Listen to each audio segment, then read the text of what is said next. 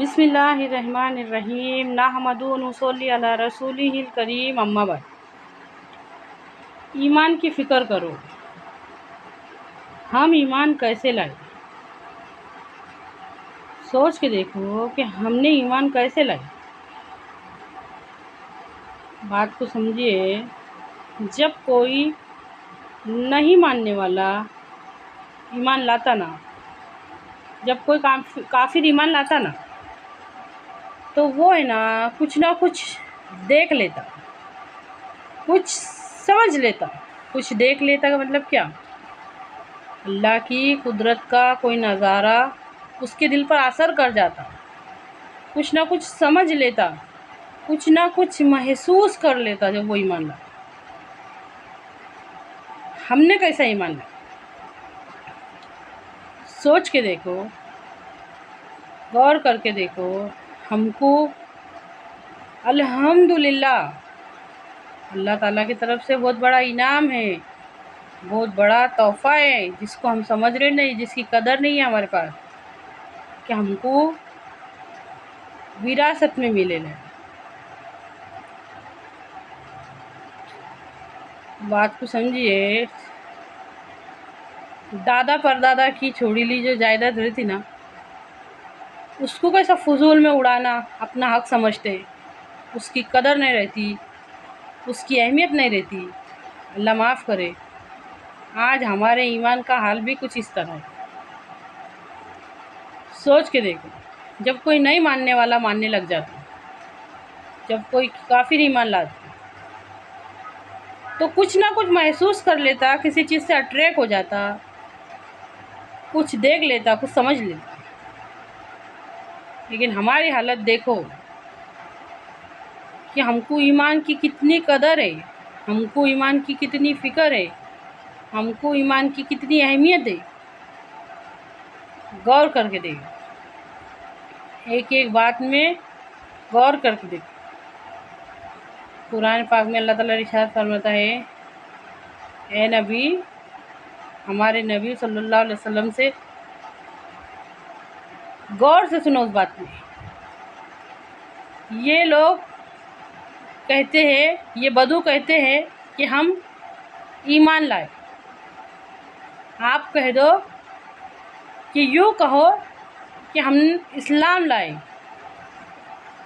ईमान तो अभी तक उनके सीनों में दाखिल ही नहीं हुआ। बात को समझिए, हमारे ईमान की हालत क्या है। अपने ईमान की फ़िक्र करो। ईमान की फ़िक्र सिर्फ़ और सिर्फ ईमान वाले को होती है। मुनाफिक उससे बरी होता है। मुनाफिक जो होता ना, मुनाफिक जिसके दिल में कुछ और रहता और जिसकी ज़बान पे कुछ और रहता, जिसके दिल में कुछ और रहता, जिसकी ज़बान पे कुछ और रहता, उसको कभी भी ईमान की फ़िक्र नसीब नहीं होती। ईमान की फ़िक्र सिर्फ़ और सिर्फ ईमान वालों को होती है। हज़रत हुज़ैफ़ा रज़ी अल्लाह अन्हु को फ़ितनों के इल्म जानने का बहुत शौक़ था। वो हमारे नबी सल्लल्लाहु अलैहि वसल्लम के पास आते, बार बार आते, या रसूल अल्लाह मुझे बताइए क़यामत तक क्या क्या फ़ितने आने वाले हैं दुनिया में। हमारे नबी सल्लल्लाहु अलैहि वसल्लम ने उनको 14 मुनाफिकों के नाम बताए थे और ये कहा था कि राज में रखना हुज़ैफ़ा, किसी को बताना नहीं। अब गौर करो, सोच के देखो। हज़रत उमर रज़ी अल्लाह अन्हु, जिनके बारे में हमारे नबी सल्लल्लाहु अलैहि वसल्लम ये फरमाते हैं कि अगर अल्लाह ताला मेरे बाद किसी को नबी बनाता तो वो हज़रत उमर को बनाता। गौर करके देखो, ऐसी अज़ीम हस्ती के ईमान की हालत देखो कि वो हज़रत हुज़ैफ़ा रज़ी अल्लाह अन्हु के पास जाते। तुझको अल्लाह की कसम है हुज़ैफ़ा, बता उन 14 में कहीं मेरा नाम तो नहीं था। तुझको अल्लाह की कसम है ए हुज़ैफ़ा, बता उन 14 में कहीं मेरा नाम तो नहीं था।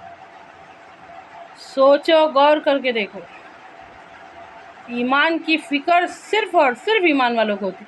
और आज हमारे ईमान की हालत देखो, गौर करके देखो।